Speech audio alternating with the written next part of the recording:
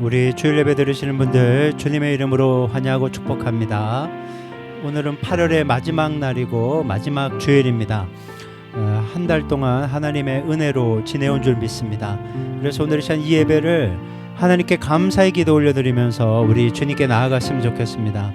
주님, 8월 한 달 동안 지켜주신 은혜 감사합니다. 당연한 것이 아니라 하나님의 은혜 때문이었습니다. 감사함으로 주님께 예배하게 하옵소서. 이렇게 우리의 감사의 기도 제목들 구체적으로 주님께 올려드리며 기도함으로 주님께 예배하겠습니다. 같이 기도합니다. 하나님 아버지 감사합니다. 8월 한 달 동안 무더웠지만 하나님께서 우리와 함께 하시고 우리를 지키시고 보호하시고 이끌으셨음을 인해 감사합니다. 하나님, 날마다 우리에게 보시는 주님의 은혜가 너무나 크고 놀랍기에 하나님, 더욱더 주님을 향한 순전한 믿음을 소유할 수 있도록 하나님 이끌어주시고 붙잡아주시고 역사하여 주시옵소서. 주님의 선하시고 기뻐하시고 온전하신 뜻을 따라 살기를 원합니다. 하나님, 성령으로 충만하게 기름 부어주사 하나님 아버지, 오늘 이 예배가 살아계신 하나님, 역사하신 하나님, 우리를 있는 모습 그대로 받으시는 하나님을 만날 수 있도록 하나님 아버지 도와주시옵소서. 새로워지게 하여 주시옵소서. 이 예배를 통해 살아계신 주님을 풍성히 경험할 수 있도록 하나님 이끌어 주시고 붙잡아 주시고 역사하여 주시옵소서. 하나님 아버지 감사합니다. 거룩하고 복된 주일을 시간과 공간과 삶을 구별하여 예배하게 하시니 감사합니다.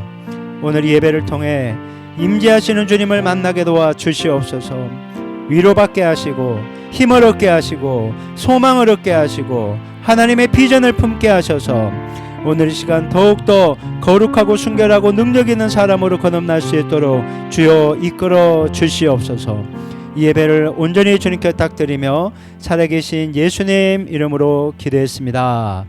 아멘. 우리 하늘 보좌 함께 찬송하겠습니다.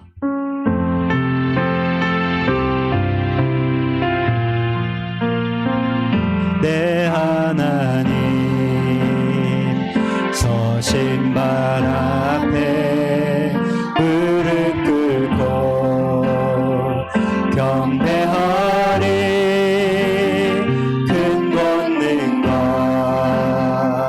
영광이 가득한 내 아버지 계신 이곳, 오 하나님, 그 빛난 얼굴 배우며 그 손 들고 나아가리. 찬송과 존귀와 영광과 능력을 그 하늘 보좌 위에 주님께 하나님의 그 크신 사랑이 우리 죄를 사하셨네. 어린 양의 보혈의 은혜로 나 담대히 나아가리.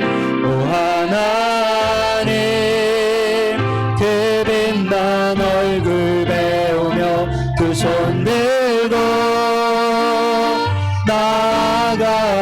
나아가리. 찬송과 존귀와 영광과 능력을 그 하늘 보좌 위에 주님께. 오 하나님, 오 하나님, 그 빛난 얼굴 배우며 두 손 들고 나아가리.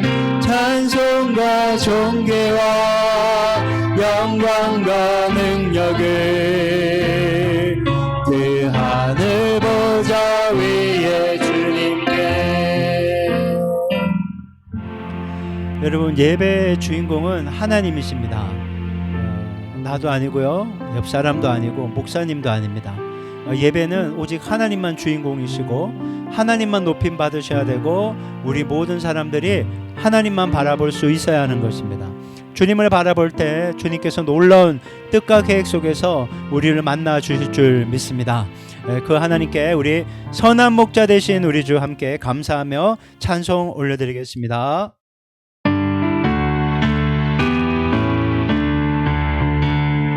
선한 목자 되신 우리 주 항상 인도하시고 푸른 풀밭 좋은 곳에서 우리 먹여주소서. 선한 목자 군세 주여 항상 인도하소서. 선한 목자 군세 주여 항상 인도하소서. 양의 문이 되신 예수여 우리 영접하시고 길을 잃은 양의 무리를 항상 인도하소서. 선한 목자 구세 주여 기도 들어주소서. 선한 목자 구세 주여 기도 들어주소서. 힘이 많고 약한 우리를 용납하여 주시고 주의 넓고 크신 은혜로 자유 얻게 하셨네. 선한 목자 구세 주여 지금 나아갑니다. 선한 목자 구세 주여 지금 나아갑니다. 일찍 주의 뜻을 따라서 살아가게 하시고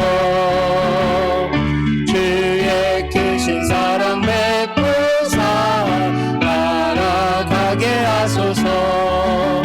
선한 목자 구세 주여 항상 인도하소서.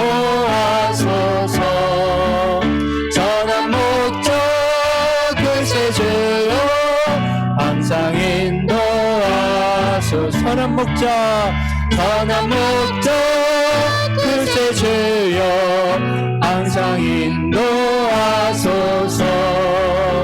선한 목자 구세 주여 항상 인도하소서.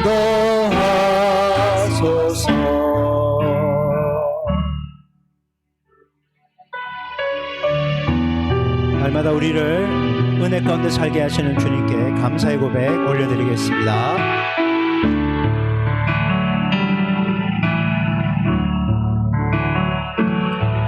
나를 지으시니가 하나님 나를 부르시니가 하나님 나를 보내시니도 하나님 나의 나 된 것은 다 하나님 은혜라. 나의 달려갈 길 나가도록 나의 마지막 골 나도록 나로 그 십자가 품게 하시는 나의 나 된 것은 다 하나님 은혜라. 한량없는 은혜 갚을 게 없는 은혜 내 삶을 애워싸는 하나님의 은혜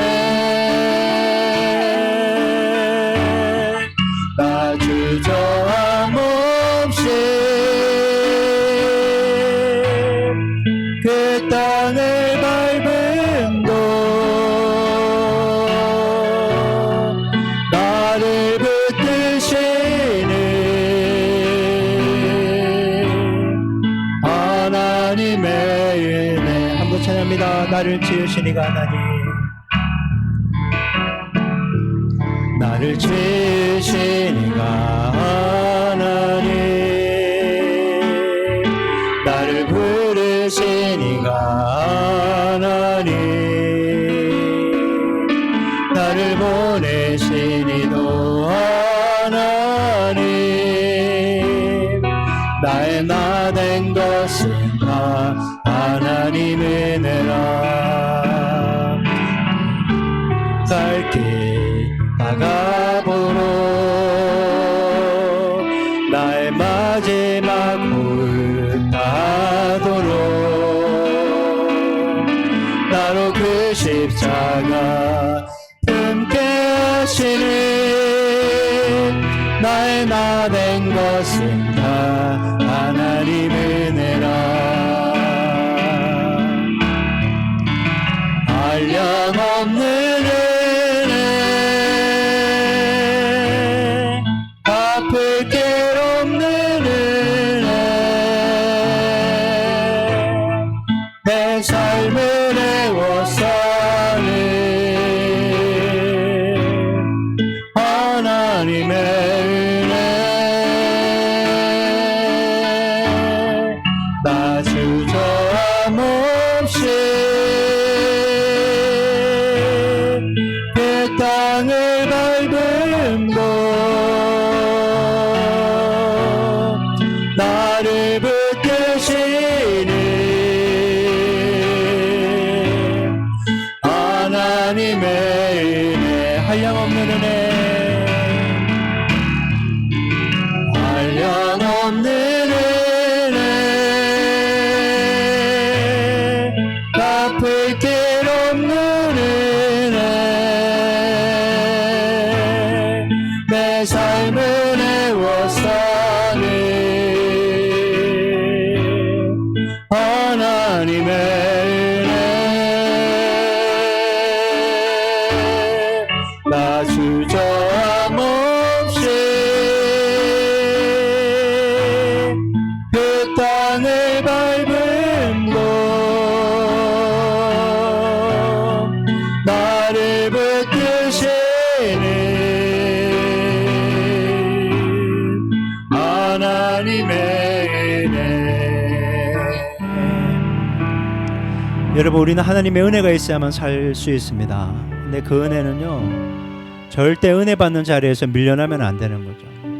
예배 잘 향한 사모함, 기도에 대한 열정, 여러분 이런 것이 조금씩 깨어지고 무너지면요, 은혜가 부어지는 게 줄줄 새게 되는 거예요. 그래서 자기의 마음의 중심을 날마다 점검해 볼 수 있어야 되는 겁니다. 주여, 내가 이 자리 가운데 사모함으로 나와 있게 하여 주옵소서. 잃어버린 열정을 회복하게 도와주시고, 주님이 얼마나 나를 사랑하시는지 하나님 기억하고 다시 한번 주님을 향해 열심을 내며 달려가게 도와주시옵소서. 그렇게 여러분 자기의 영혼의 때를 위해 잃어버린 열정을 회복하게 해달라고 우리 주여 한번 해주고 간절한 마음으로 주님께 기도하도록 하겠습니다. 같이 기도합니다. 주여, 하나님 아버지 감사합니다.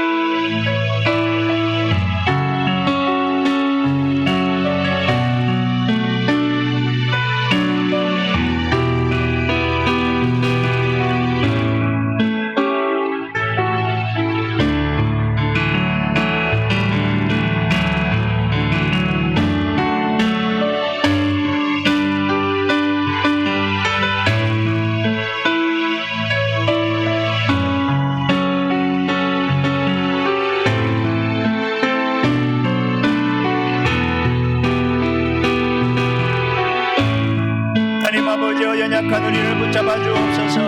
잃어버린 열정을 회복하게 도와주시옵소서. 아버지의 기도의 문이 막히지 않도록 하옵소서. 육의 모습으로 사람을 달린다고 변화되지 않습니다. 하나님 아버지, 성령 안에 깨어 기도할 때 역사가 나타나게 될 줄 믿사오니 하나님 우리를 새로워지게 하시고 하나님 주뜻 가운데 살게 하시고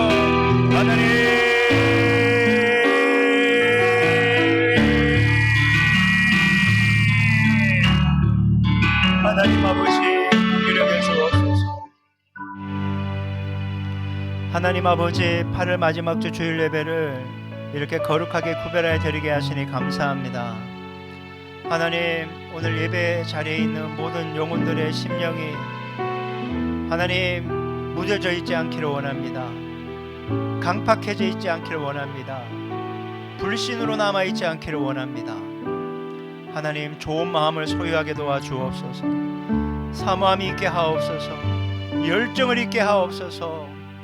하나님, 불평불만하며 눈에 보이는 환경을 탓하는 어리석은 범하지 않게 도와주시고 그것이 얼마나 악한 마귀 우리를 무너뜨리려고 하는 수작인지를 기억하고 하나님 다시 한번 순전한 마음으로 주님을 바라보기를 원합니다. 믿음의 선배들이 주님께 예배하며 기도했던 것처럼 하나님, 우리도 열정을 가지고 주님께 예배하기를 원합니다. 예배 가운데 임재하시는 주님을 만나기를 원합니다. 거저 왔다 거저 가지 않게 도와주시고 살아계신 주님을 만나고 주님께 영광을 올려드리고 주님의 음성을 듣고 가게 하여 주옵소서. 하나님, 머리부터 발까지 우리 모두를 덮어주사 하나님, 죄에 대해 올바른 깨달음 있게 하시고 철저하게 회개하게 하시고 육신을 따라 행하는 육의 모습을 떨쳐버리게 도와주시고 성령을 따라 행하는 성령의 사람이 되게 하여 주시옵소서. 하나님 아버지, 오시옵소서. 만나 주시옵소서. 하나님, 역사하여 주시옵소서. 이 예배를 통해 살아계신 주님을 꼭 만나게 하여 주옵소서. 주님 앞에 두렵고 떨린 마음으로 예배하오니 이 예배를 받아 주시옵소서. 예배의 모든 순서를 주님께 부탁합니다. 주님 홀로 영광 받아 주시옵소서. 모든 것 감사드리며 예수님 이름으로 기도했습니다. 아멘. 오늘 교회 소식 바로 전해드리겠습니다. 여러분 주보 사면을 참조하시기 바랍니다. 여러분, 예배 속에서 임재하시는 주님을 꼭 경험하기를 주님의 이름으로 축복합니다. 8원 재정 결산 보고를 이번 주 9월 3일 수요일 날 수요예배 마친 직후에 진행하도록 하겠습니다. 선교기도 합주에 우리 해외 선교사님 다음 세대 사역을 위해서 둘째 주 금요일 날 진행하도록 하겠습니다. 우리 청소년들을 위해서 계속적으로 기도해 주시기 바랍니다. 건강하고 행복한 학교 생활을 할 수 있도록. 어린 영혼들이 대부분 아침에 나가면 오후까지 이렇게 저녁 늦게까지 공부하다 오잖아요. 그러니까 학교 생활을 지옥으로 만들면요, 그냥 다음 세대는 무너지는 겁니다. 그러니까 악한 마귀가 어디를 공격하겠어요? 학교 생활을 무너뜨리는 거예요. 그래서 여러분, 우리의 자녀들을 꼭 함께 기도로 지켜낼 수 있기를 바랍니다. 우리 계속해서 아프리카 우리 태국 선교사님 둘째 딸의 건강 문제와 안식년으로 귀국하는 문제를 위해서 여러분 계속 기도해 주시기를 바랍니다. 우리 나머지 모든 간구는 주보를 참조해 주시기 바라고, 궁금한 사항은 담당 교육자인 저에게 문의하시면 친절히 안내해 드리도록 하겠습니다. 이제 준비한 예물을 위해서 우리 박영미 사모님께서 봉헌 기도해 주시겠습니다. 참 좋으신 우리 하나님, 은혜에 감사드립니다. 저희를 사랑해 주셔서 감사합니다. 하나님, 일용할 양식을 주시고 건강과 안전을 지켜주셔서 감사합니다. 연약하고 흠 많은 저희를 먼저 찾아와 주시고 구원하여 주시고 자녀 삼아 주셔서 감사합니다. 우리 안에 계신 성령님으로 늘 충만하게 하여 주사 주님 기쁘신 뜻대로 사랑하고 섬기며 살아가게 하여 주시옵소서. 하나님, 이곳에 교회를 세워주신 하나님 감사합니다. 생수의 강물이 흘러넘쳐 영혼육이 구원받고 살아나는 복된 곳이 되게 하여 주시옵소서. 하나님의 살아계심과 역사하심을 날마다 경험하게 하여 주시옵소서. 오늘도 단위에 세우신 목사님 영육이 강건하고 성령으로 충만하게 하여 주시고 주님의 뜻을 이루시는 축복의 통로 능력의 도구로 사용하여 주시옵소서.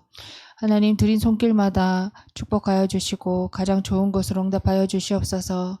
살아계시고 역사하신 우리 구주 예수 그리스도 이름으로 기도드립니다. 아멘.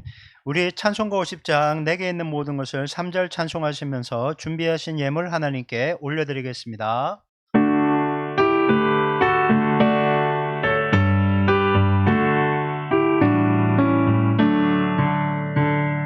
내게 있는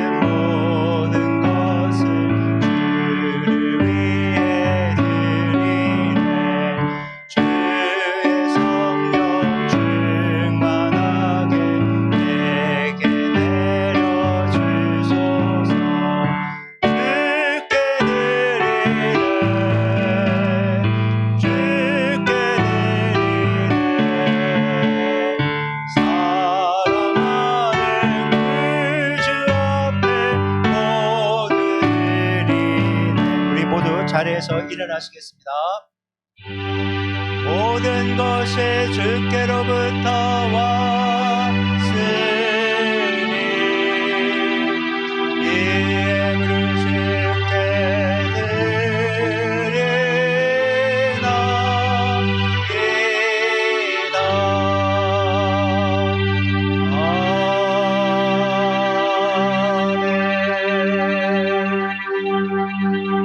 선체로 하나님 말씀 봉독하겠습니다. 오늘 하나님께서 우리 주신 말씀은 사도행전 16장 6절부터 10절까지 말씀입니다. 사도행전 16장 6절부터 10절까지 말씀을 우리 한 절씩 교독하겠습니다.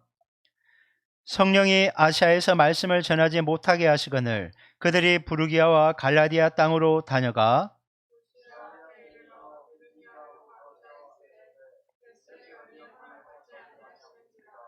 무시아를 지나 드로아로 내려갔는데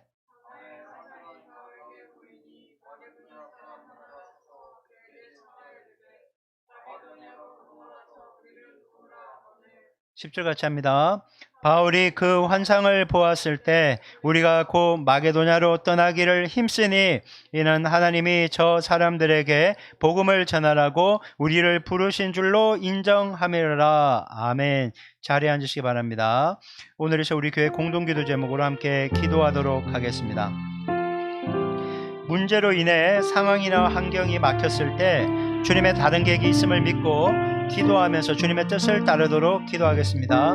우리 교회가 주님 맡겨주신 사명인 영혼 구원과 영혼 돌봄 사역에 충성하여 부흥하고 성장할 수 있도록, 그리고 우리나라의 정치, 경제, 사회 지도자들이 하나님을 경외하며 주님 뜻에 맞는 정책들을 세우고 추진할 수 있게 해달라고 공동기도 제목으로 함께 기도하겠습니다. 같이 기도합니다.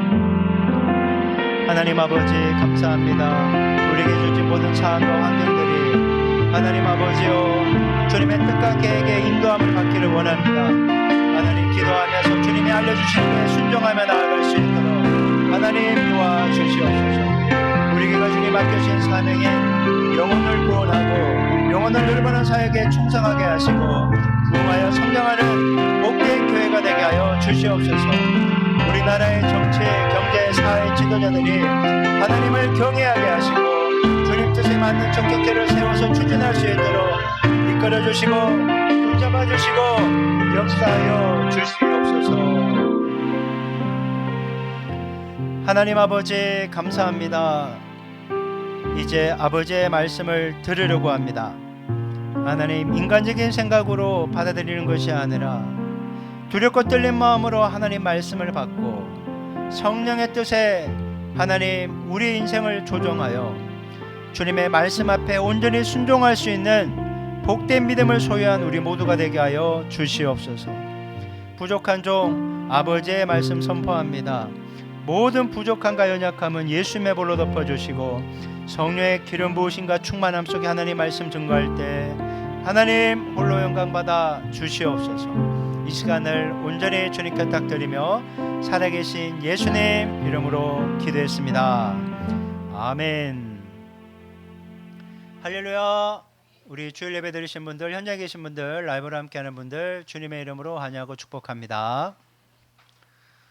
내일이면 우리 교회가 교회를 창립한 지 만 6주년이 되는 날입니다.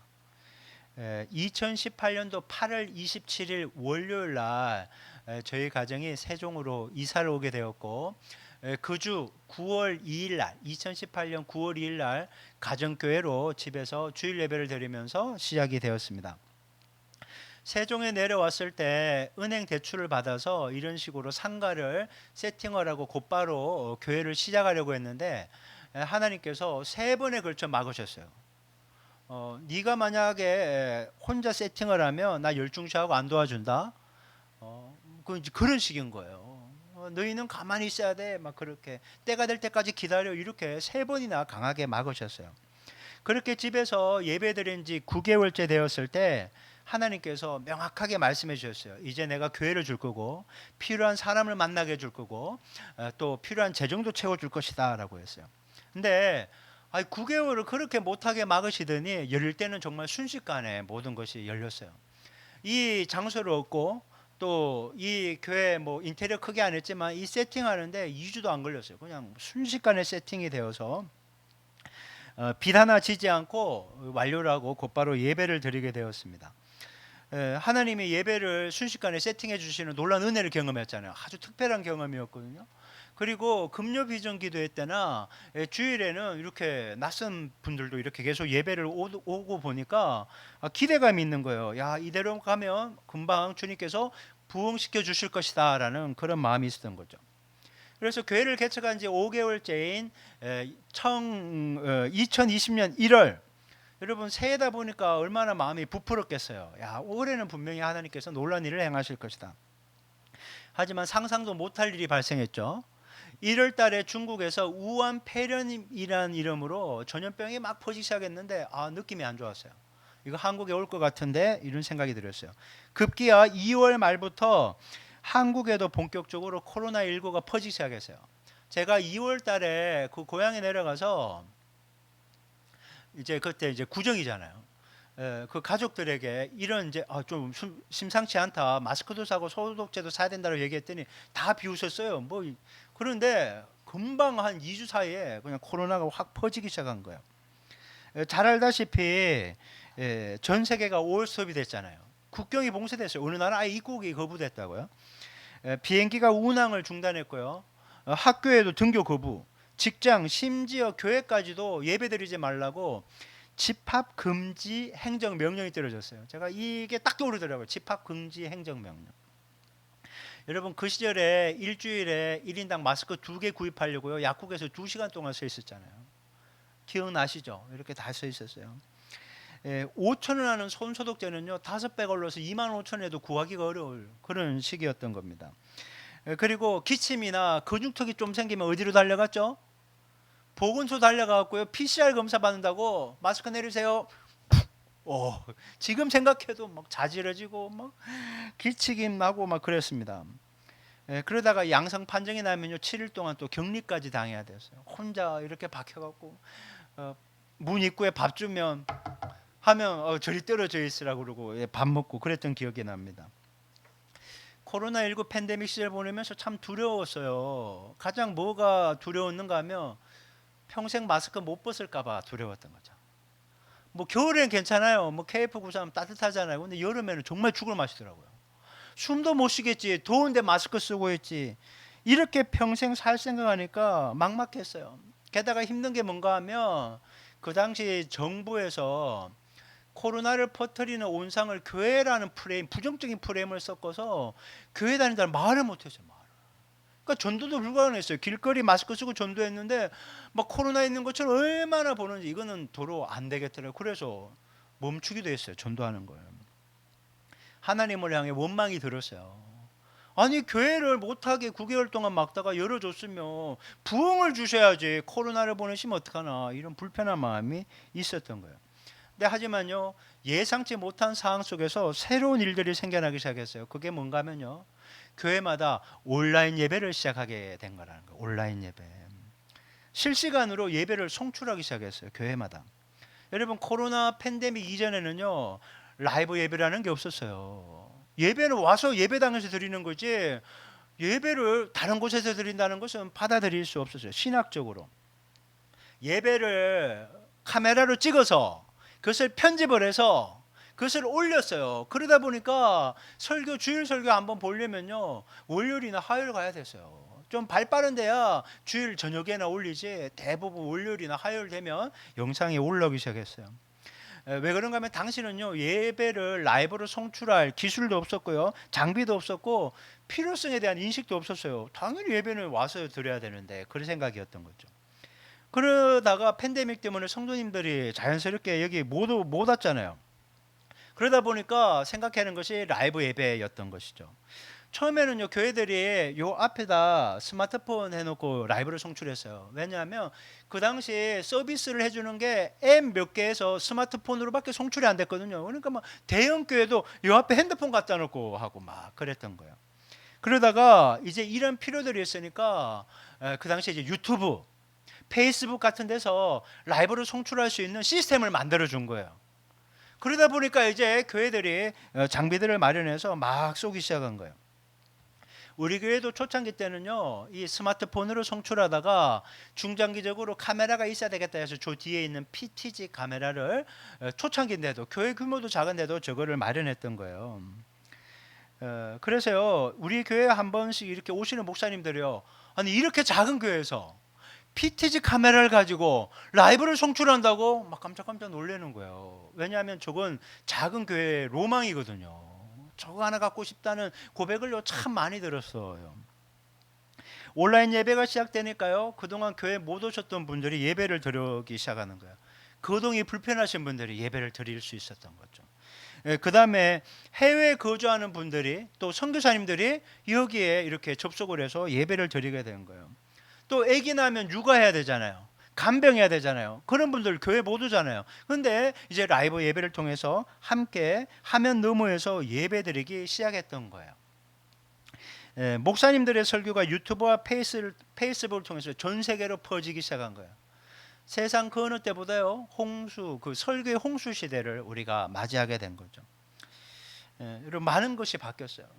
근데 제가 이게 설교 준비를 하다가 이 코로나 3년 동안 자료를 찾아봤는데요, 코로나 3년 지나면서요, 문을 닫은 교회가 1만 개 교회래요. 별로 놀라지도 않으시죠? 침례 교단에 있는 교회가 3,300개거든요.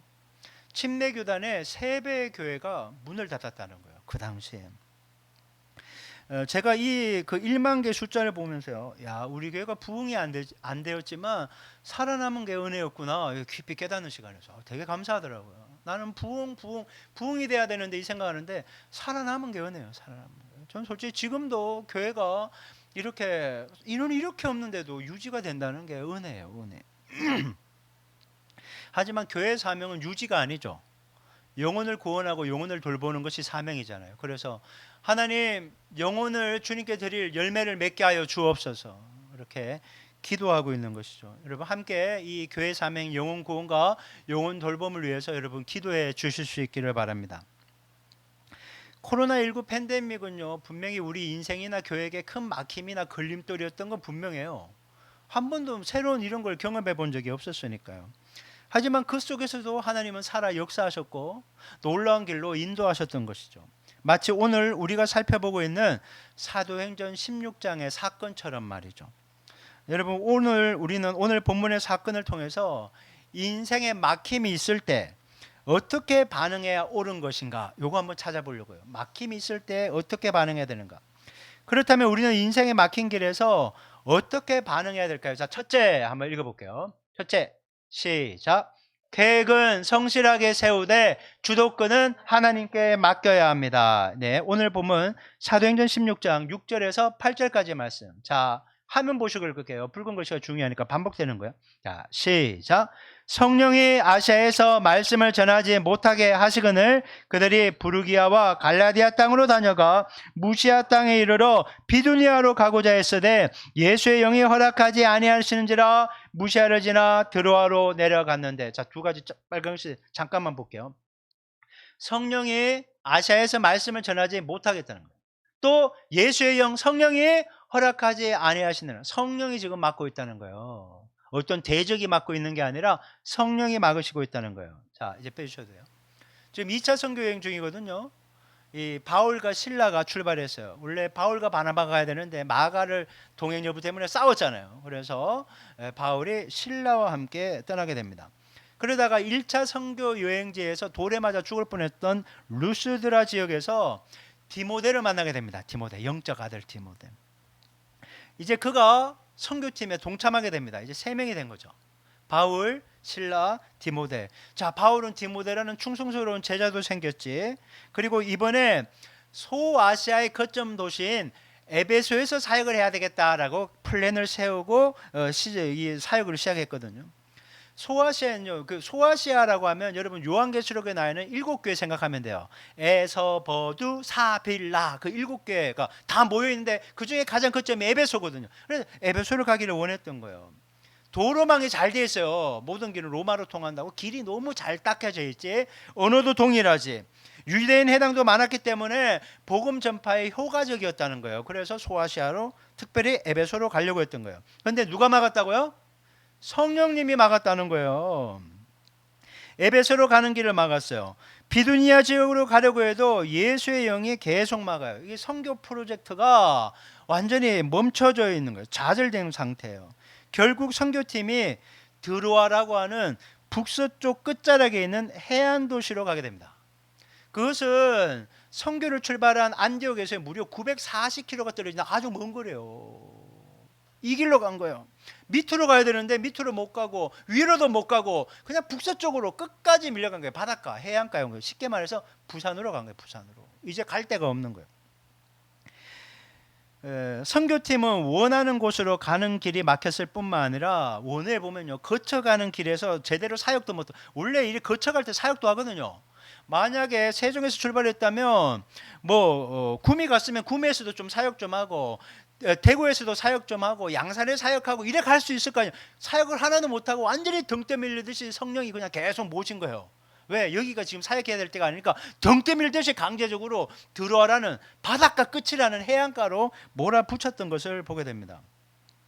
여러분, 자신들의 계획이나 의지와 상관없이 여기까지 등 떠밀려온 선교팀의 심정은 어땠을까요? 여러분, 우리가 코로나 19 팬데믹 때 얼마나 답답하고 속상하고 힘들었습니까? 똑같은 거예요.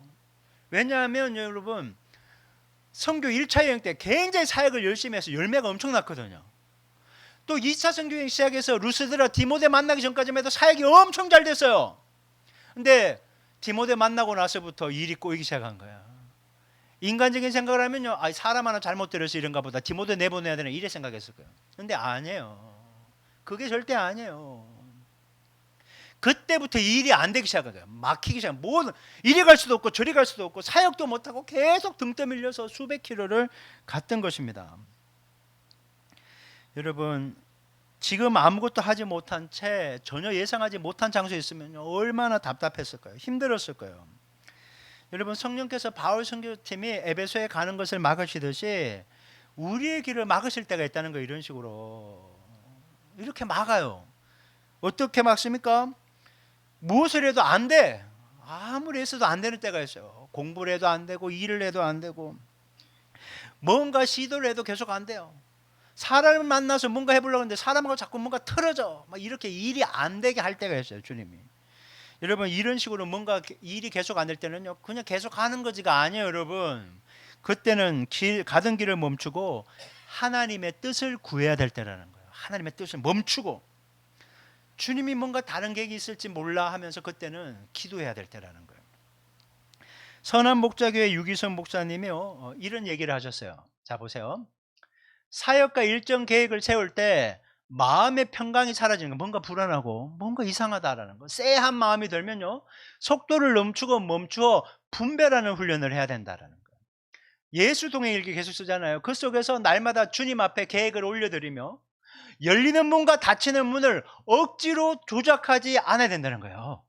이게 중요해요. 닫힌 문을 무조건 열고 싶어 하고 열린 문을 못 가게 무조건 닫으려고 하는데 억지로 조작하지 않는다는 거예요. 왜? 열리면 열리는 대로, 닫히면 닫히는 대로 하나님의 뜻이 있으니까. 그러면 때로는 멈춤이 더 큰 길을 여는 징검다리를 보게 된다는 거예요. 그래서 계획의 성패보다 주님과 동행이 우선일 때 길은 자연히 밝아진다라는 거예요. 여러분, 굉장히 중요한 게 마지막 말이에요. 우린 뭔가 계획하고 추진해서 성과를 얻는 것을 중요하게 생각해요. 왜냐하면 결과를 중요하게 생각하니까. 근데 주님은요, 주님과의 동행, 그 과정이 중요하다라는 거예요. 그래서요, 저에게 상담 오는 분들에게 뭔가를 결정하고 싶은데 어떻게 하면 좋겠냐고 물으면요, 반드시 하는 얘기가 있어요. 요즘 주님하고 친하십니까? 여러분, 주님하고 친하면요, 솔직히 뭘 결정해도 상관없어요. 친하신 주님이 그 인생을 책임질 거니까. 근데 왜 불안한 줄 아세요? 주님하고 관계가 그렇게 친하지 않아요. 여러분, 뭔가 일을 해내려고 하지 말고 목적을 향해 정신없이 달려가려고 하지 말고 주님과 친한가, 여기에 승부를 거셔야 되는 거예요. 주님도 저에게 제가 얼마나 부흥에 목마른지 아시는데 계속 말씀하시는 것이 겸손하게 나를 바라봐야 돼요. 도대체 뭔 일을 하시려고 이렇게 굴리시는지 모르겠지만 여러분 다시 말씀드립니다. 일을 성취하는 것보다 주님과의 동행, 친밀함이 가장 중요한 것이다. 여러분 이것을 놓치지 말아야 되는 것입니다. 근데 여기에서 우리는 한 가지 교훈을 배웁니다. 상황이나 환경이 막힌다고 해서 내가 세운 계획이 잘못된 것은 아니다라는 거예요. 이게 굉장히 중요합니다. 뭔가를 열심히 계획했는데 안 돼. 만약 뭐 진학과 취업이 막힐 수도 있고요. 뭔가를 될 줄 알았는데 안 될 수도 있고 막 그런 거 하면 내가 뭔가 계획을 잘못 세우고 욕심인가 이렇게 생각이 수도 있어요. 프로세스가 그래 돌아가잖아요. 근데 아니라는 거예요. 물론 그럴 때도 있을 수 있지만 모든 것이 하나님의 뜻에 맞지 않고 잘못되었기 때문에 그것이 틀어졌다라고 생각하실 필요는 없다라는 거예요. 바울 선교팀이 에베소로 가려고 하는 것을 성령이 막으셨는데 그것이 잘못됐기 때문에 막으시는 게 아니에요. 소아시아의 에베소에 가서 사역하는 것은요 3차 선교여행 때거든요. 에베소에서 두란노 선교를 하면서 놀라운 일을 하는 것은 3차 선교여행이에요. 지금 뭐가 핀트가 안 맞는가 하면 때와 목적지가 다를 뿐이에요. 때와 목적지가. 지금 에베소에 가고 싶은 것은 바울 선교팀의 생각이었을 뿐 성령님은 그들을요 3차 선교 여행 때 그것을 하게 하고 지금은 유럽으로 보내는 것이 성령의 뜻이었기 때문에 막으셨던 거예요. 에베소로 가는 게 잘못된 것이 아니었다는 거예요. 때가 안 맞았을 뿐이라는 거예요. 여러분 잠언 16장 9절은요 우리에게 이렇게 말씀하세요. 정말 이거는요 여러분 마음판에 새겨야 돼요. 이거 굉장히 중요한 말씀이에요. 자 시작. 사람이 마음으로 자기의 길을 계획할지라도 그의 걸음을 인도하시는 이는 여호와시니라. 아멘. 우리가 계획 세우는 것 자체를 게을리해서는 안 돼요. 성경은 계획을 세우지 마라 그건 불신앙이다라고 얘기하신 적이 한 번도 없어요. 여러분 우리가 주님의 인도하심에 대한 믿음이 없어서 계획을 세우시는 것이 아니에요. 주님이 날 인도 안 해줄 것 같으니까 내가 세워야 돼. 내 지식과 경험을 가지고 이걸 해야 돼. 그게 아니라는 거예요. 성경은 우리에게 성실하게 계획을 세우되 그 계획보다 중요한 것은 하나님의 뜻이고 하나님의 인도하심이다라는 거예요. 에베소로 가고 싶다는 거예요. 나도 계획을 잘 세웠어요. 어디를 가서 어떻게 재정을 세우고 어떤 사람들과 함께. 근데 주님이 유럽을 가기를 원하면 그 길로 가는 거예요. 인도하심이 중요하다는 거예요. 인도하심이. 여러분 바울 선교팀의 태도에서 우리가 배워야 될 것은요. 계획의 유연성입니다. 유연성이에요. 그들은 자신들의 계획이 막혔을 때 좌절하거나 포기하지 않아요. 여러분 우리는요. 뭔가 뜻하는 것이 막히면 얼마나 좌절하고 낙담을 합니까? 그런데 선교팀이 그렇게 하지 않아요. 또한 성령이 이렇게 막으시는데 억지로 난 무조건 에베소 갈 거야 40일 막 금식기도 하고 그러지 않았다는 거야. 때를 쓰지 않아요. 여러분 대신 하나님께서 다른 계획을 가지고 계실 것을 믿고 기도하면서 기다렸다는 거예요. 이게 중요합니다. 막힘이 끝이 아니라는 거예요. 절대 막힘이 끝이 아니라는 거라. 주님은 또 다른 계획이 있어요. 여러분 우리는 진학과 진로, 취업, 이성교제나 결혼, 이사, 재테크, 여러 가지 인생의 중요한 순간마다 나름대로 계획을 세우잖아요. 이러한 계획들은 분명 필요하고 중요해요. 여러분 계획은 세워야 돼요. 제가 몇 번 얘기했잖아요. 무계획은 실패를 계획하는 거라고. 여러분 계획은 세워야 돼요. 그러나 그 모든 계획 위에 하나님의 주권과 인도하심이 있음을 인정해야 된다는 거예요. 주님의 주권이라는 거예요. 그래서 우리의 계획이 막혔을 때 그것을 단순한 실패나 좌절로 여기지 말고 하나님께서 내가 세운 계획 말고 다른 뜻과 계획이 있나 보다 그 길로 인도하실 거라는 여러분 과정으로 받아들일 수 있어야 하는 거예요. 그래야 무너지지 않아요. 막힐 때마다 힘들잖아요. 솔직히 막힐 때마다 힘들거나 무너지지 않으려면요 주님의 또 다른 인도하심이 있다는 걸 기억해야 돼요. 그러니까 막힘 앞에서 하나님의 또 다른 문을 여시고 인도하실 것을 믿고 기도하고 기대하며 기다릴 수 있는 좋은 믿음 소유하기를 주님의 이름으로 축원합니다. 여러분 그거 있어야 돼요. 자 그렇다면 우리는 인생의 막힌 길에서 어떻게 반응해야 될까요? 자 두 번째 자 읽어봅니다. 시작. 주님의 음성을 들었다면 적극적인 순종으로 응답해야 됩니다. 아멘. 주님은 막힌 곳에서 답답해 죽으라고 가만히 있는 것이 아니라 말씀을 하신다는 거예요. 왜? 막힌 곳에서 계속 있으면 안 되고 어딘가로 가야 되니까 음성이 있다는 거예요. 자 오늘 본문 9절 10절 자, 읽어볼게요. 저 빨간 글씨가 있어서 요거 화면 보고 읽을게요. 시작. 밤에 환상이 바울에게 보이니 마게도냐 사람 하나가 서서 그에게 청하이르되 마게도냐로 건너와서 우리를 도우라 하거늘 바울이 그 환상을 보았을 때 우리가 곧 마게도냐로 떠나기를 힘쓰니 이는 하나님이 저 사람들에게 복음을 전하라고 우리를 부르신 줄로 인정함이러라. 아멘. 하나님이 루스드라에서요 그 드로아까지 등 떠밀 때는요 아무런 말씀도 안 해요. 그냥 맡기만 하고 그냥 등 떠밀어서 무조건 드로아까지 가는 겁니다. 드로아에 도착하고 나서야 하나님께서 환상을 통해 말씀해 주시는 거예요. 말씀을 여기에서 성경에 보면요 보이니라는 수동태라는 거예요. 환상은 하나님이 바울에게 보여주신 것이지 바울이 머릿속으로 생각해낸 것이 아니라는 거예요. 여기까지 왔으면 넘어가는 거지. 그렇게 생각해낸 것이 절대 아니라는 거예요. 보이니 주님이 보여주셨다는 거예요. 여러분 하나님은요 우리에게 이렇게 보여주시기를 원하는 분이라는 거예요. 가야 될 길을. 바울이 본 환상 속에서요 마게도냐 사람 하나가 서서 그에게 마게도냐로 건너와서 우리를 도우라 이렇게 생각해요. 이게 아시아와 유럽은 옷이 입는 게 다른 거예요. 쉽게 말해서 한국 부산에서는 한복 입고 있는데 갑자기 일본 기모노 입은 사람이 도와달라고 이렇게 그렇게 불렀다라고 이해하시면 여러분 쉬우실 거예요. 이는 하나님께서 바울에게 주신 분명한 음성이었고 새로운 사역지에 대한 구체적인 지시였다는 거예요. 여기서 주목할 점은요 바울과 그의 동역자들이 한 반응이라는 거예요.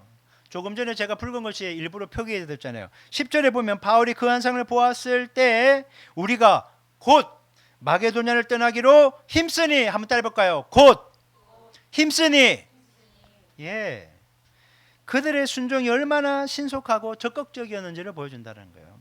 여러분 순종에는요 두 가지 요소가 있어야 되는데 첫 번째는 신속성이에요. 하나님의 뜻과 음성을 들으면요 즉시 신속하게 지체하지 말고 순종해야 된다라는 것입니다. 많은 경우요 하나님은 우리에게 말씀하시고 우리는 그 뜻을 알 때가 많아요. 아 이렇게 해야 되고 이렇게 하지 말아야 될 거.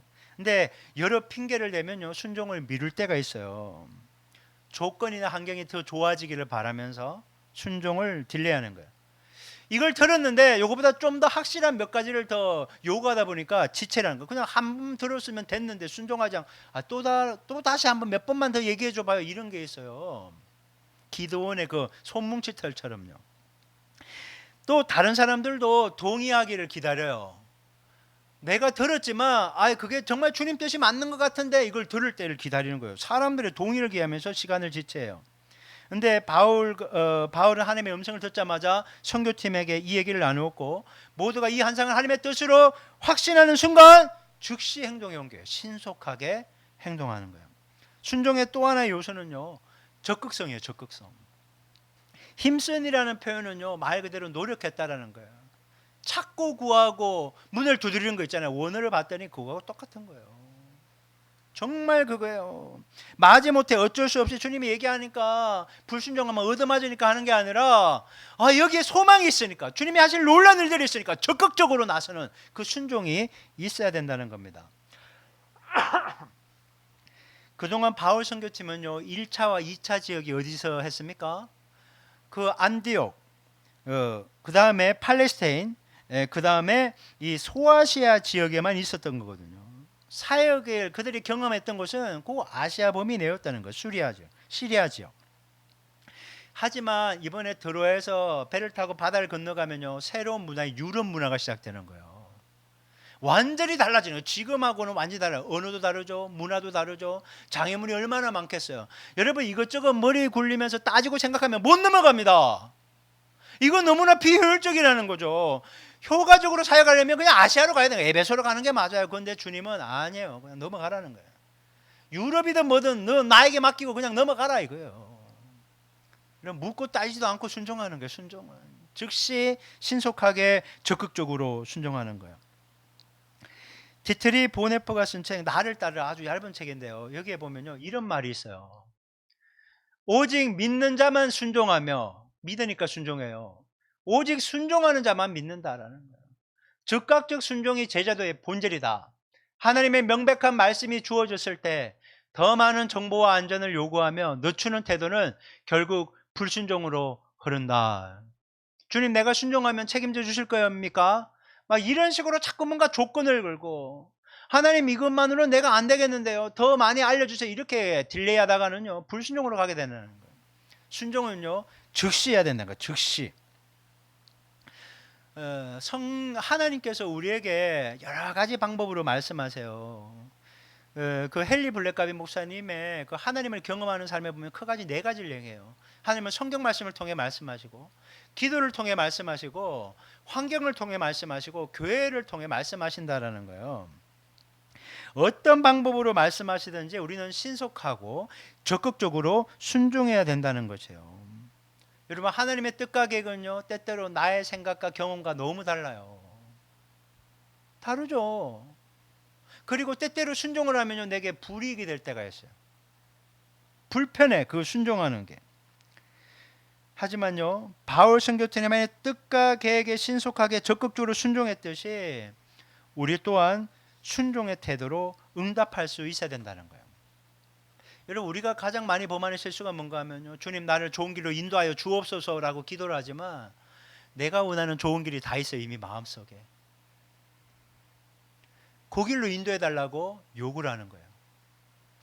말이 좋아 요구지 떼쓰는 경우가 너무 많아요. 기도하면서 내 생각을 관철시키는 거예요. 성령은 우리가 원하는 곳이 아니라 하나님이 원하시는 곳으로 우리를 인도하신다는 것을 기억해야 됩니다. 필요하면 우리가 가는 길도, 잘 가던 길도 막으시고, 이렇게 예상하지 못했던 다른 길로 가게도 하십니다. 그래서 우리는 내가 원하는 곳으로 가고 싶으니까 주님을 그곳으로 끌고 가려고 해서는 안 되고, 주님께 주도권을 맡기고 주님의 인도하심을 따라갈 수 있어야 되는 거예요. 주님, 나의 플랜은 이렇고 이렇고 이렇지만 이 모든 걸 주님께 내어 맡깁니다. 주님이 가장 좋은 길로 인도하심을 믿습니다 하고 그거 민감하게 반응하며 적극적으로 따라가야 되는 것이죠. 여러분, 주님이 가라고 하는 곳에 있는 것이 믿음이에요. 믿음은 순종으로 표현되기 때문에. 주님이 원하지 않는 곳에 있는 게 불신앙이고 그건 믿음이 없는 태도라는 거죠. 영국 출신의 존 헤론이라는 분이 있어요. 여러분 화면 한번 보실래요? 이분이에요. 존 헤론. 오른쪽은 한국 와서 입는 옷이거든요. 빼셔도 되고요. 그는 원래 영국 출신인데 미국으로 건너가서 미국 테네시 종합대학교의 의과대학교에서 개교 이래 최우수 성적으로 졸업한 뛰어난 인재였다고 합니다. 수석 졸업죠. 근데 어느 부흥에 참석했다가 주님의 음성을 듣게 됩니다. 이제 준비가 다 되었으니 땅끝으로 가라. 땅끝으로 가라. 땅끝이 어딜까? 그러던 중에 그는 성경 보고 잡지를 읽다가 일본에 있는 한 조선인 크리스찬인 이수정 씨의 이 편지를 보게 됩니다. 자, 이분은 이수정 씨예요. 저는 이름이 수정이길래 여자분인 줄 알았거든요. 근데 이게 여자분한테 이게 불가능한데 보니까 이게 남자분이었던 거예요. 이렇게 쓴 거예요. 미국 사람들이여, 조선에 선교사를 보내주시오. 조선 백성들은 아직도 문명의 밝은 세계를 모르는 암흑 세상에서 깊은 잠에 빠진 불쌍한 사람들입니다. 이 글을 보고 그 바로 존 헤론이 하나님이 나를 미국에서 안정적인 의사로 빼주셔요. 안정적인 의사로 살아가는 것이 아니라 조선 땅으로 가기를 원하신다는 걸 알게 된 거예요. 땅끝으로 가라고 하시더니 조선 땅이구나. 여러분, 당시 많은 선교사들은요 일본이나 인도로 가기를 원했어요. 우리가 잘 알고 있는 언더도요 일본으로 가기를 원했는데 막 이래저래 막히고 그렇게 간 거예요. 다 그렇게 왔어요. 처음부터 조선 땅을 품은 사람이 거의 없어요. 조선은 선교 대상지가 아니었어요. 부흥이 일본과 인도에 있었기 때문에 그곳으로 밀려가고 있을 때였거든요. 근데 하나님이 이 젊고 유능한 의사의 가슴에 조선을 품게 해서 선교사가 되게 하신 거예요. 마치 에베소를 품고 있는 바울에게 하나님이 유럽을 품게 하신 것처럼 주님이 그에게 조선을 심어준 거예요. 제가 이거 묵상하면서 얼마나 감사했는지 몰라요. 결국 그는 1884년 봄에 미국 장로고 최초로 조선에 파견된 선교사로 임명받습니다. 북장로고 최초야. 한국. 아펜젤러나 그런 언더들은요 북장로고. 그는 같은 해 5월 1일 일본에 입국해서 그곳에 체류 중이었던 이수정 씨를 만납니다. 아까 얼굴 봤죠? 그래서 그분으로부터 조선말을 배우고 풍속을 익히게 됩니다. 여러분, 이수정 씨가 굉장히 놀라운 분이더라고요. 복음이 한국 땅에 들어오기 전에 벌써 외국에서 예수님을 믿었고 마가복음을 번역했던 사람이에요. 한국 최초로 성경을 번역한 인물이에요. 아까 그분이 아주 놀라운 분이죠. 그는 언더우더 아펜젤로 선교사에게도요 조선말을 가르쳐준 사람이었더라고요. 엄청난 분이에요. 엄청난.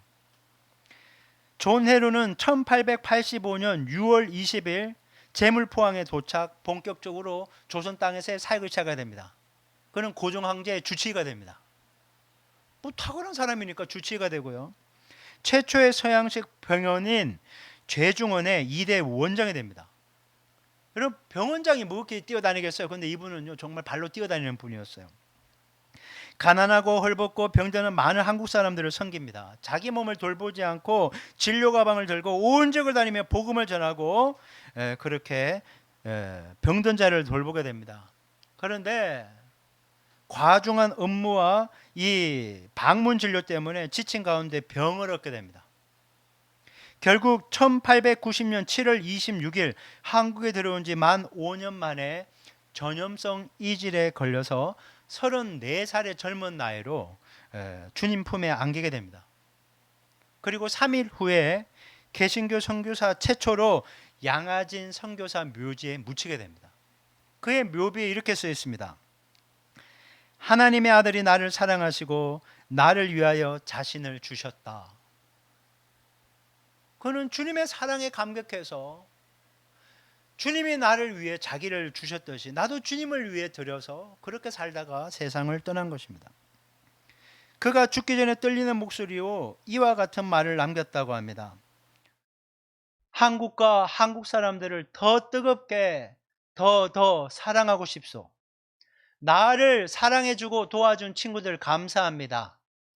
여러분, 예수님을 믿으십시오. 예수님은 여러분을 사랑하십니다. 죽으면서 이 고백을 하는 거예요. 여러분, 이 음성을 여러분에게 말씀하시는 주님의 음성으로 듣기를 바랍니다. 예수님을 믿으십시오. 예수님은 여러분을 사랑하십니다. 여러분, 의과대학을 최우수로 졸업해서 미국에서 살면 성공이 보장되고 평안한 길로 갈 수 있었습니다. 이 존 헤로는. 하지만 하나님은 세상에서 성공이 보장된 안락한 길을 막으시고 그를 영적인 불모지인 이 조선 땅으로 보내시게 된 겁니다. 그는 주님의 뜻에 순종했고 자신에게 주어진 삶의 자리에서 사랑하며 섬기며 살다가 자기의 모든 것을 다 쏟아부으면서 살다가 그렇게 아름답게 생을 마감한 것입니다. 하나님이 계획을 막으시고 마게도냐 환상을 통해 새로운 길로 열어주셨듯이 졸 헤놀의 발걸음을 미국에서의 의사가 아닌 조선에서의 병원장으로서 선교사로 인도하셨듯이 우리의 길도 막으실 때가 있지만 놀랍게 새로운 길로 인도하실 것을 믿으시라는 겁니다.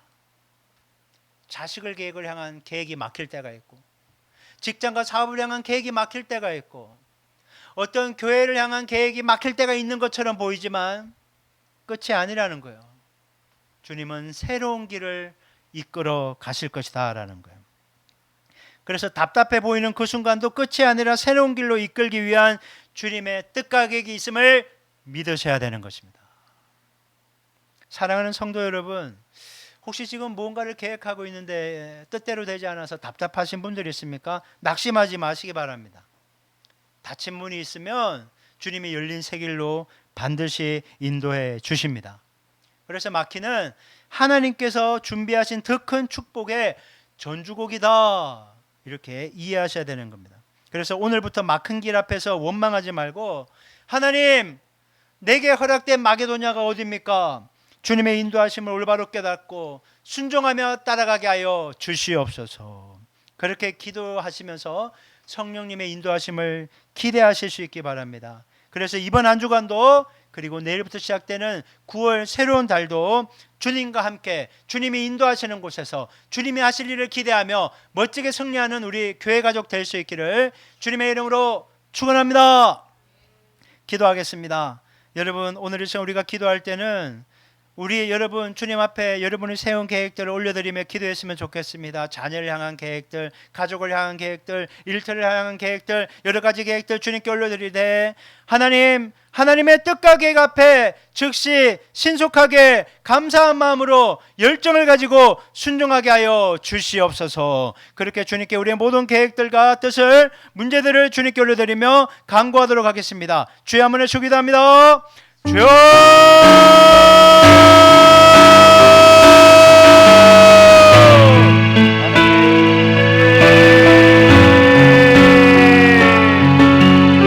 하나님 아버지 감사합니다.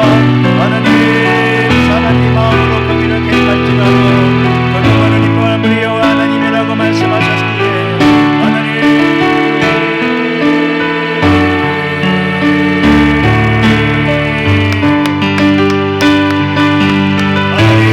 아버지 감사합니다. 하나님 사람이 하나님 아무리 열심을 세워도 그 뜻대로 되는 것이 아니라 하나님의 뜻과 계획대로 모든 것이 이루어짐을 깨닫게 됩니다. 하나님, 우리의 속사람이 주어진 모든 상황 가운데서도 흔들리지 않는 견고한 믿음을 소유하게 도와주시고 하나님 아버지 주님의 기쁘신 뜻을 따라가기를 원합니다. 하나님의 배서로 가는 길은 막았지만 하나님 빌립보 성에서 유디아를 하나님 간수들을 하나님 귀신 들리는 영을 살리는 하나님의 뜻을 보게 됩니다. 하나님 우리를 이끄시는 것은 죽이는 길이 아니라 살리는 길인 줄 믿사오니 하나님 주님을 바라보게 하소서. 주여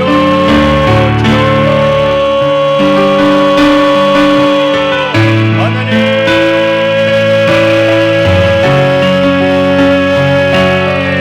삶의 모든 문제는 우리들을 비겁게 하고 무당케 하고 절망스럽게 하는 것이 아니라 주님이 하시기를 기대하게 하는 뜻과 섭리가 있음을 믿사오니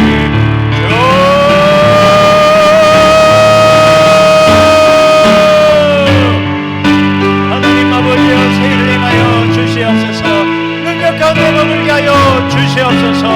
하나님 회개하오니 용서하시고 하나님 아버지여 주님의 뜻이 세워지게 하옵소서. 하나님 아버지 긍휼히 여겨주시옵소서. 하나님 아버지 역사하여 주시옵소서. 하나님 아버지, 우리가 그동안 눈에 보이는 환경에 너무나 쉽게 휘둘려 왔음을 고백합니다. 막힘 앞에서 너무나 쉽게 좌절하고 낙담하며 마귀가 주는 거짓에 속아서 부정적인 생각, 실패를 묵상할 때도 많았음을 고백합니다. 주여, 이런 우리의 연약함을 불쌍히 여기시고 용서하여 주시옵소서. 오늘 이 시간부터 막힘 앞에서 하나님의 새로운 길을 여신다는 하나님의 뜻과 인도하심이 있음을 기억하고 하나님 아버지 주님만을 다시 한번 바라보기를 결단하오니 우리의 믿음이 흔들리지 않도록 지켜주시고 붙잡아 주시고 역사하여 주시옵소서. 지금은 우리 주 예수 그리스도의 은혜와 하나님 아버지의 지극하신 사랑과 성령 하나님의 내주하시고 교통하시는 역사가 다시 한번 주님께서 놀라운 일들을 행하실 것을 믿고 막힘 앞에서도 주님만을 바라보며 기도하며 기대하며 하나님의 때를 기다리겠노라 결단한 모든 영혼들 머리 위에, 라이브로 함께하는 영혼 머리 위에, 해외 선교사님들 머리 위에 지금부터 영원토록 함께하기를 간절히 축원하옵나이다. 아멘.